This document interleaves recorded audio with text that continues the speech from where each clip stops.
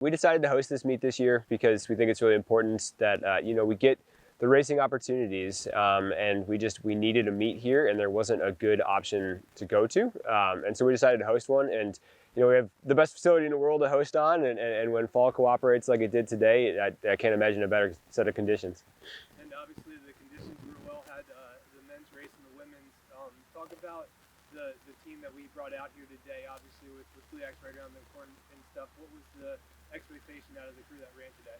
So the crew we had today is our kind of our non-championship crew of sorts. We're resting most of our athletes that will be competing next week at Fleax. But for these athletes' continued development, we think it's pretty important that we keep racing, especially as we get fitter and fitter. So we won't necessarily see the majority of these athletes on the line again, officially in uniform for us this year. But I was really happy with this competitive opportunity that they brought today. And talk about obviously having winners on both sides, with the men and the women, having Huskies being the winners of the meet. But what did you kind of see out of the group of athletes that we had out here today to have this success we did? I was really happy with our level of performance today. Both men and women. We came with a fire that we haven't necessarily seen all the way through this season, but today we saw some things, some big breakthroughs and stuff that maybe it's the home course magic, and maybe it's just that end of the season really in shape, or whatnot. I'm really proud of Austin for the race that he ran. On the men's side, we were actually trying to decide that last GLIAC championship spot, and he stepped up and ran a fierce race and earned his way there. And then Grace's win was, I knew she was fit. I didn't know where we stacked up in the field with Northern Michigan and Lake State coming here. But it was so cool to see her run like a really smart, well-run race all the way through. And I think she probably had the best last 1,000 meters of anyone in that women's race.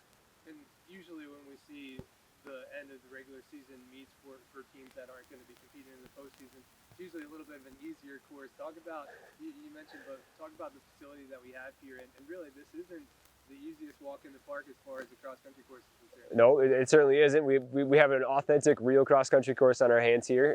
Plenty of hill character to it.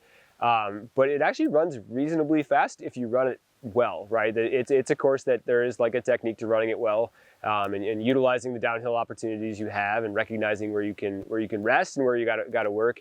And then it's probably the hardest last 1,000 meters in all of NCAA cross country, coming up hairpin all the way to the finish line. And obviously having two winners, but what did you see out of some of the depth of the men's team and the other ladies that finished the race as well? We had a lot of depth really, step up and show the work they've put in this fall. And they'll soon their depth will end up being our varsity, and that's the idea. I'm really proud of Brady Hager's race. 800 is more of his specialty, and so running 10 times that distance out here today, he put together a really good one. A couple of our athletes that were redshirted or unattached for this race also had really good races. And then on the women's side rather, we saw some really good races out of actually all five that wound up in uniform. I'm really happy with what they got done. I think I want to highlight Linnea Gray's race. She ran an all-time PR on the course that we just discussed is no walk in the park.